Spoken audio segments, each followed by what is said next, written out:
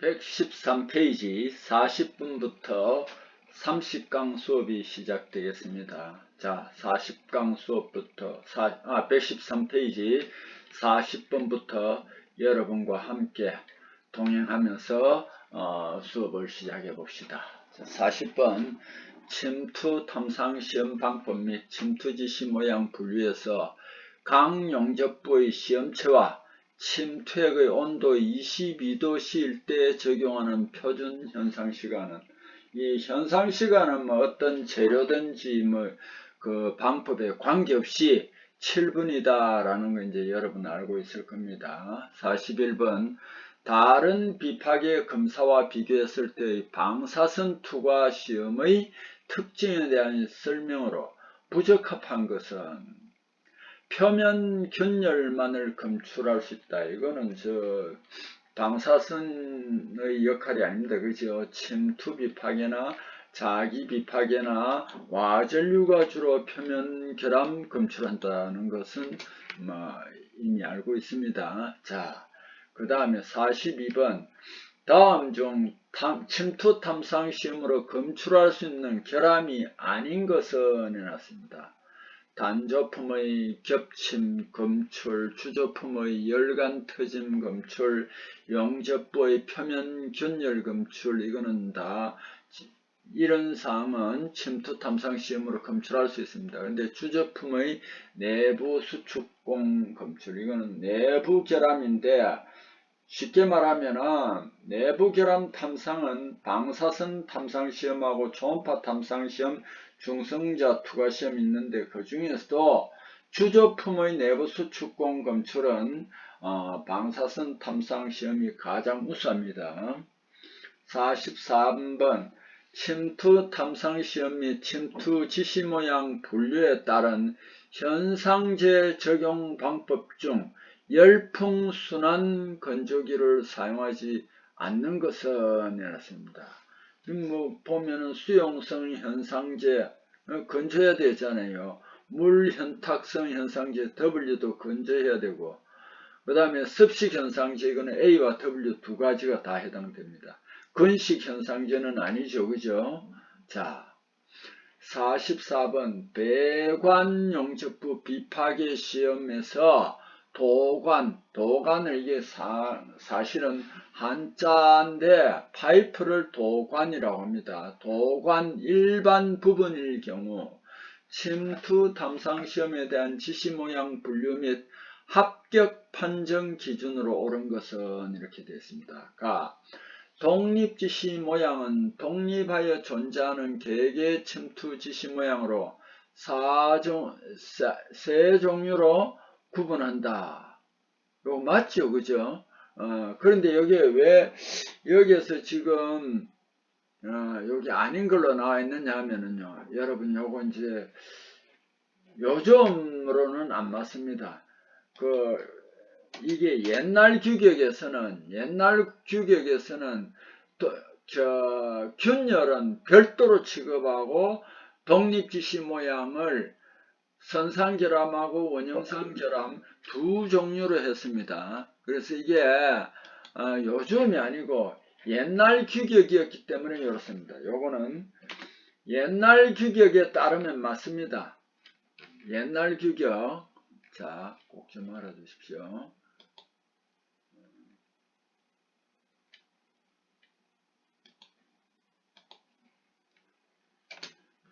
이게 이제 옛날 규격에서는 독립 결함이 이 종류였다. 옛날 규격에서는 독립 결함이 이 종류니까 요거 지금 합격 기준으로 틀린 것이죠. 그죠? 요거 여러분 꼭 좀 알아두세요.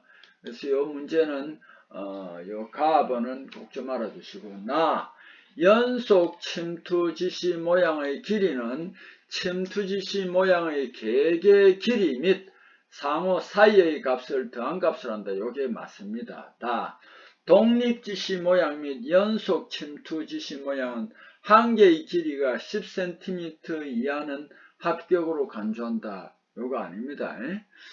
분산 침투 지시 모양은 연속된 용적길이 500mm 당의 합계점이 10점 이하인 경우일 때 합격을 한다. 요것도 아닙니다. 그래서 여기에서는 이 문제는 요즘으로 봐서는 요 가가 조금 애매한데 어쨌든 여기에서는 지금 연속 침투 지시 모양의 길이는 침투 지시 모양의 개개의 길이하고 상호의 더한 값으로 한다 하는 거 알아두세요.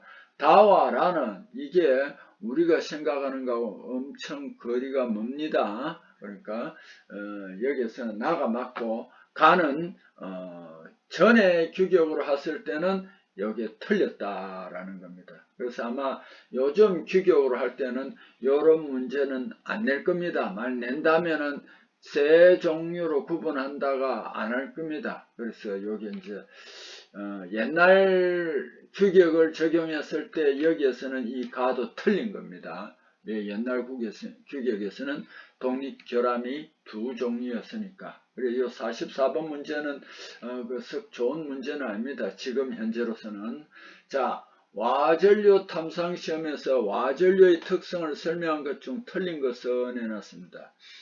와전류는 항상 그 연속적인 회로로 흐릅니다. 자속도 말하자면 자기 비파기에서 자속도 말합니다. 자속도 연속적으로 흐릅니다. 또 나 와전류는 교분 전자기 안에서만 존재한다. 맞습니다. 이제 교류를 반복 왔다 갔다 일하면서 하는 그 전자기를 말하는데 교분 전자기라고 합니다. 거기에서 안에서만 존재한다. 와전류는 항상 코일에서 가장 가까운 표면에 가장 강하게 나타난다. 맞습니다. 와전류가 물체에 침투될 때의 깊이는 재료 투자율과 비례관계이다. 이런데 깊이는 와전류 침투 깊이는 시험 주파수 투자율 전도율과 뭐냐면 비례관계가 아니고 반비례관계다. 주파수가 높으면 낮아요. 그러니까 이런 거는 반비례 관계를 유지한다라는 거 알아두세요. 자, 비파괴 검사에 적용하기 위한 재료로 종파, 횡파가 동시에 존재할 수 있는 시험체에 해당하는 것은 요게 뭐냐면 아크릴입니다. 초음파할 때, 특히 초음파할 때 종파, 횡파가 있는데 종파, 횡파가 동시에 존재하는 물질은 여기 알아두세요. 아크릴하고 콘크리트다. 아크릴하고 콘크리트다. 자, 초음파, 정파는 우리 뭐라고 하느냐면은 초음파, 정파를 한번 봅시다.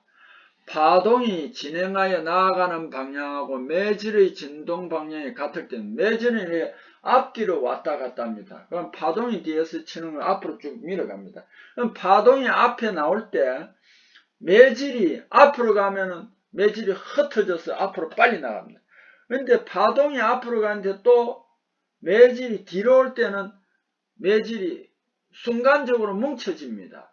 그래서 이게 흩어지거나 뭉쳐집니다. 같은 방향으로 가면서. 그래서 이걸 소밀파라고 합니다. 흩어질 때는 소, 뭉쳐질 때는 밀, 그래서 소밀파라고 합니다. 그래서 이거 이제 파동이 매질의 진동 방향, 파동이 매질의 진동 방향을 압력을 갑니다. 그래서 압축파라고 하고, 이게 영어로는 longitudinal wave라고 해가지고 L파라고 합니다. 속도가 가장 빠릅니다. 종파가. 초음파, 횡파, 파동이 진행하여 나아가는 방향과 매질은 아래 위로 막 진동합니다. 그러니까 이게 파도가 치는 것처럼 아래 위로 막 가니까 이게 전단파라고 하는데 마치 이걸 shear wave의 S파라고도 합니다. 그래서 종파가 굉장히 빠르고 횡파는 아래 위로 왔다 갔다 파도가 치면서 나아가니까 종파보다는 느립니다. 그런데 이게 종파, 횡파가 본래 동시에 존재할 수 있는 시험체는 아크릴이다. 그리고 아크릴과 콘크리트였다라는 걸 알아두세요. 제가 몇 번 말씀드리지만은 저도 이 초음파는 여러분에게 제가 초음파는 공식적으로 이렇게 가르쳐 본 적이 별로 없습니다. 그래서 저도 이 부분에 생소하지만은 어차피 이런 침투 비파기나 자기 비파기 할 때 일부 이렇게 나옵니다. 그래서 이 기본적인 거. 그래서 이 기본적인 걸 제가 이제 저 능력 범위에서 설명하는 거니까 완전히 이 전체를 초음파를 다 안다는 건 아닙니다. 완전 전문가는 아닙니다. 여러분도 마찬가지입니다. 지금 현재는 이제 처음 비파계를 시작했고, 그 다음 침투 비파계가 제일 낮은 수준의 비파계입니다. 그런데 이제 시험에 군데군데 이런 것들이 나오니까 우리 기본적인 것을 다룬다는 그런 상황이지, 이걸 전문적으로 우리가 지금 초음파를 다루는 건 아니다 하는 거 여러분 꼭 좀 알아두시기 바랍니다. 자, 그 다음에 114페이지 45번요. 항공우주용 기기 침투 탐상 검사 방법에서 공정제한사항으로 부적합한 것은, 자,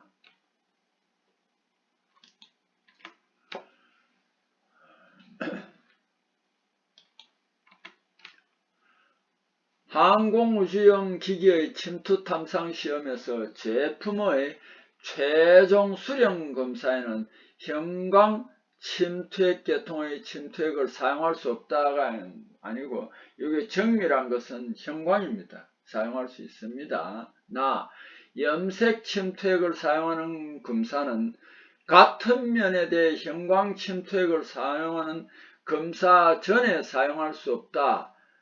요게 검사 전에 사용할 수 있습니다. 자, 그 다음에 맞습니다. 요 염색 침투가 착각했습니다. 염색 침투액을 KS 규격에도 마찬가지입니다. 염색 침투액 사용하는 검사는 같은 면에 대해 형광 침투액을 사용하는 검사 전에 사용할 수 없습니다. 그럼 뭐냐면 형광 침투액을 사용하는 검사를 먼저 하고 염색 침투를 해야 된다 이 말입니다. 그래서 요거 나는 말을 이렇게 막 돌려놨는데 뜻은 맞습니다. 터빈 엔진의 주요한 부품의 정비 검사는 후유화성 형광 침투액과 친수성의, 요거는 물 베이스 유화제입니다. 유화제를 사용한다. 요거 맞습니다. 자, 그 다음에 이거 뭐냐면 후유화성 형광 침투액이니까 친수성의 유화제를 사용한다. 요거 맞습니다. 터빈 엔진. 그 다음에 건식 수용성 현상제는 염색 침투액에서 사용할 수 없다. 요거 맞습니다. 여러분 KS 규격에도 마찬가지인데 건식이나 현상제 중에서 수용성 현상제, 그 다음 무현상법일 때는 절대로 염색 침투액에는 사용할 수 없다는 것은 KS 규격에도 있었습니다. 자, 46번 항공우주용 기기 침투 탐상 검사에서 사용 중인 유화제의 제거성은 최대 얼마의 주기마다 점검하는 것이 가장 좋은가? 주 1회입니다. 요거는 주 1회. 그 다음에 요거는 규격집에 있는 거니까 그렇게 알아두세요. 47번 침투 탐상 시험 방법 및 침투 지시 모양의 분류에 따라 침투 지시 모양이 동일 선상이고 상호간 거리가 몇 밀리미터 이하일 경우 연속 침투 지시 모양으로 규정하고 있느냐 하면은 2mm 이하입니다. 자, 48번 침투 탐상 시험 방법 및 침투 지시 모양 분류에 따라 대비 시험편, 대비 시험편은 표준 시험편이라고도 했습니다. 대비 시험편을 사용할 수 없는 것은 해놨습니다. 대비 시험편으로 사용할 수 없는 것보다 대비 시험편으로 측정할 수 없는 것은 이게 더 좋을 것 같습니다. 탐상제 성능 비교 할 수 있습니다. 탐상 조작 조건의 결정할 수 있습니다. 탐상 조작 적부라는 적정한가 부적정한가 이걸 말합니다. 적부 여부 맞습니다. 시험편의 화학성분 결정은 침투 탐상으로 하는 게 아닙니다. 49번 항공우주용 기기 침투 탐상 검사 방법에서 균형은 침투액의 제거에서 방법 A의 공정 중 수동 스프레이법 부가 공기압으로 오른 것은 요거는 최대 172kPa이다. 요거는 별 그게 없고 여러분도 지금 규격집을 안 봤잖아요. 그죠? 그 요걸 알아두세요. 우리가 말 항공우주용이 아닐 때는 뭐 물 수압의 압력은 275kPa이죠. 그죠? 근데 여기서는 172kPa이다 하는 거 알아두세요. 50번 침투 탐상 시험 방법 및 침투 지시 모양의 분류에서 규정하는 자외선 조사 장치의 강도와 파장인 것은 시험체 표면에서 얼마 800 마이크로와트 per 제곱센티미터 이상이고 파장의 범위는 320 내지 400 나노미터. 옹스트롱 하면 어떻게 된다고 그랬습니까? 3200 내지 4000 옹스트롱이다. 요거는 앞부분 규격집에서도 상세히 했습니다.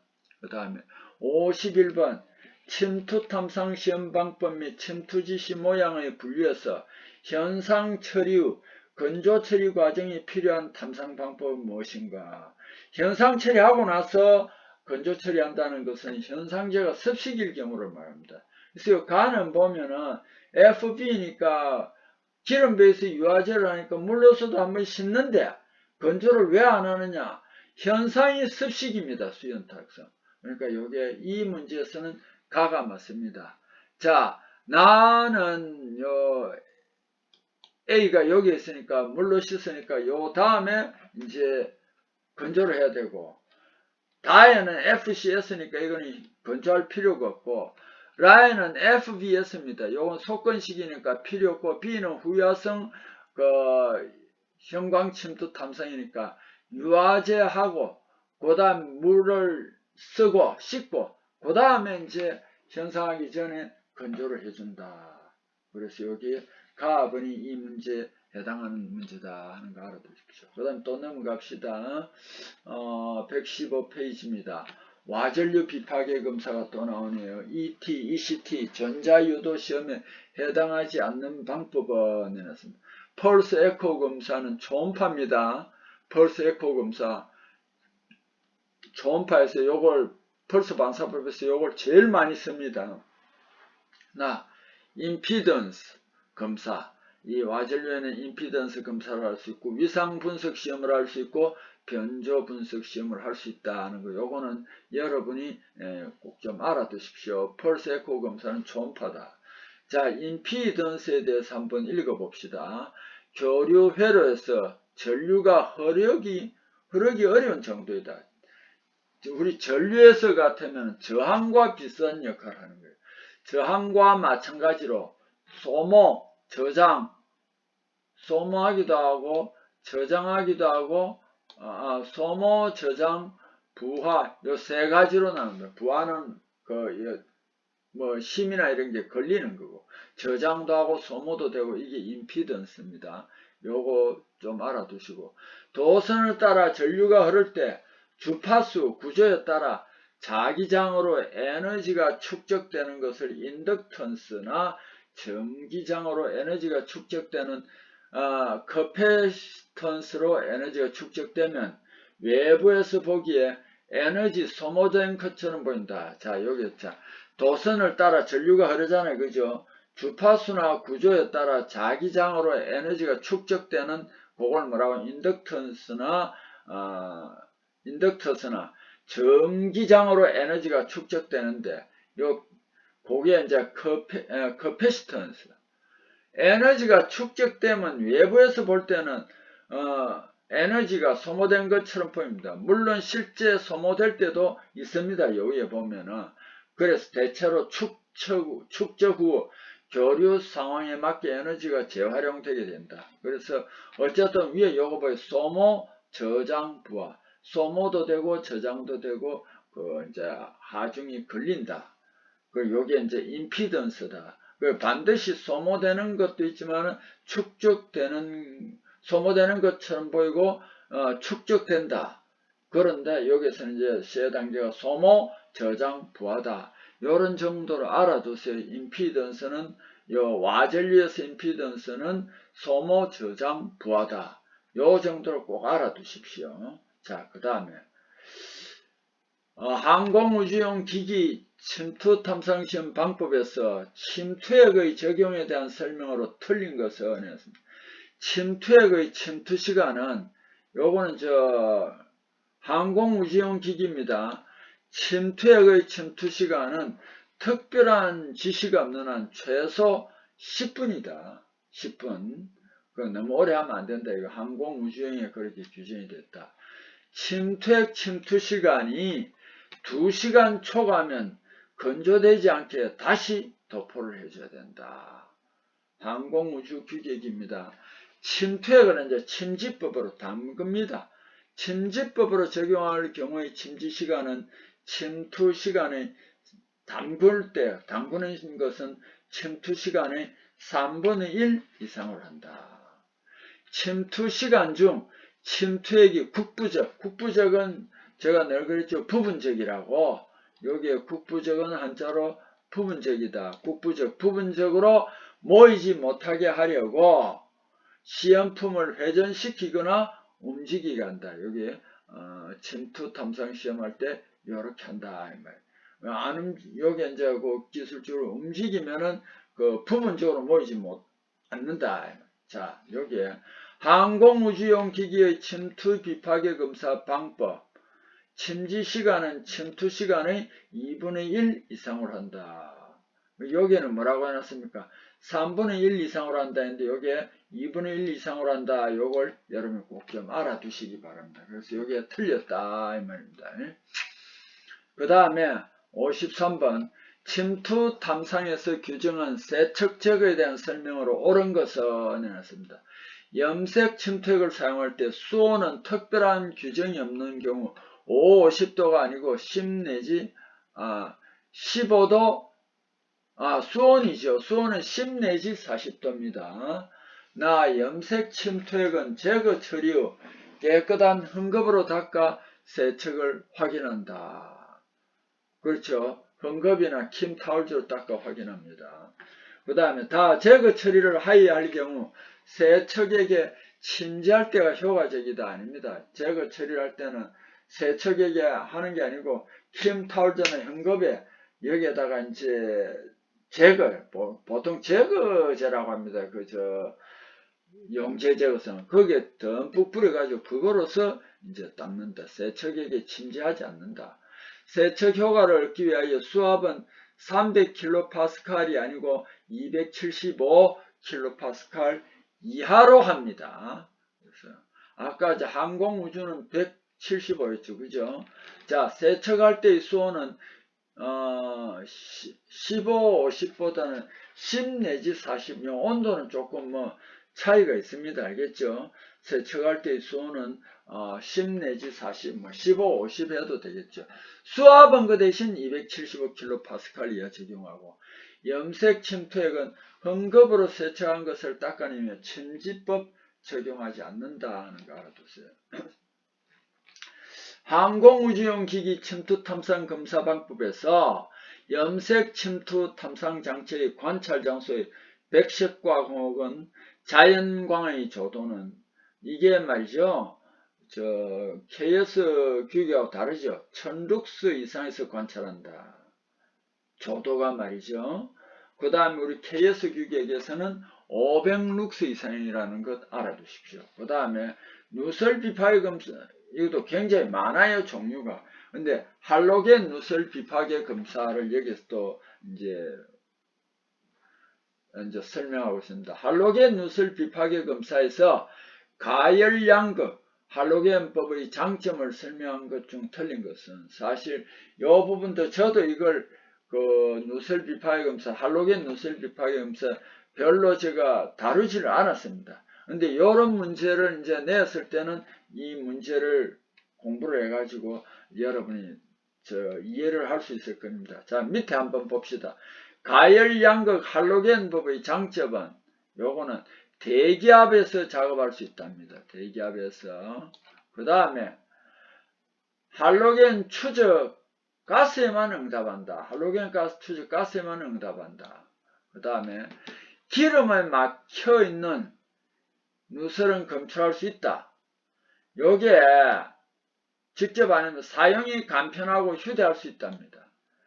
그래서 능률적인 검사가 가능하답니다. 그래서 여기에 가와 나와 다는 다 답이 되는데 진공 상태에서도 일반적인 검출기를 이용하여 시험할 수 있다. 요게 아니다. 여기에서는 우리 여기에 가일량과 할로겐법의 장점을 다 설명해 놨죠. 요 정도로 가지고 요걸 이제 풀 수 있었으면 좋겠습니다. 그 다음에 55번 항공우주연기 침투 탐사 검사 방법에 따라 검사에서 합격한 로트 표시 방법으로 옳은 것은 합격한 로트 별도의 표시를 하지 않는다. 이건 아니죠. 그럼 어떻게 합격인지 모르잖아요. 착색할 때 이게 샘플링 검사입니다. 항공우주는 KS는 황색인데요. 밤색 염료, 밤색이다 하는 거 알아두세요. 그 다음에 애칭의 경우 전수검사와 똑같은 방법으로 표시한다. 전수검사하고 샘플링 검사는 다르다. 각인의 경우 P를 타원형으로 둘러싼 P로 표시한다. 요거는 맞아요. 요 KS 규격하고 같는데 색깔만 여기서는 옳은 것은이죠. 죄송합니다. 그러니까 요거 KS 규격하고 같습니다. 자, 한번 봅시다. 항공우주용기기 침투 탐상 시험에서 합격품 표시 샘플링 검사할 때 P 타원형기호 요거는 그런데 염료가 노란색입니다. 노란색. 그런데 우리가 이제 KS 규격에서는 황색이죠. 그죠? 거의 다르다. 전수 검사할 때 P의 기호 또는 밤색을 표시한다. 그래서 여기에 이제 색깔은 약간 좀 다르죠. KS 규격하고. 항공우주용기기 침투 탐상법에서 종류 C는 여기 있죠. A는 건식분말, B는 수용성 현상제. 그 다음에 종류 C는 수현탁성입니다. 종류 D는 이제 비수세성 현상제는 KS 규격의 속건식 현상제 S와 같습니다. 종류 E는 특정 용도용 현상제, 이거는 KS 규격과 같습니다. 요걸 알아두시고. 그 다음에 57번 침투 탐상 시험 및 침투 지시 모양의 분리에 사용하는 탐상제 중 침투액의 제거 방법에서 유기용제로 제거하는 것은 용제 제거 C입니다. 그죠?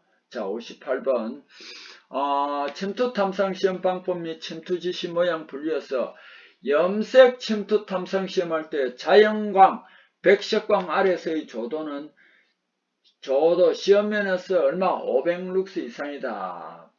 여러가지 비파괴 검사 적용한 검사법에 대한 설명을 적합한 것은 초음파 탐상은 용접부의 블로홀 검출에 적용할 수 있다. 맞습니다.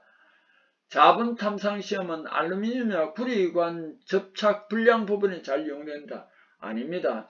알루미늄, 구리는 자분으로 할 수 없습니다. 침투 탐상 시험은 용접부의 비파괴 검사에 적용할 수 없는 검사법이다. 그럼 적용할 수 있습니다. 와전류 탐상 시험은 세라믹 관 내 외면 결함 검출에 적합한 비파괴 검사입니다. 요거는 세라믹은 와전류로는 불가능합니다.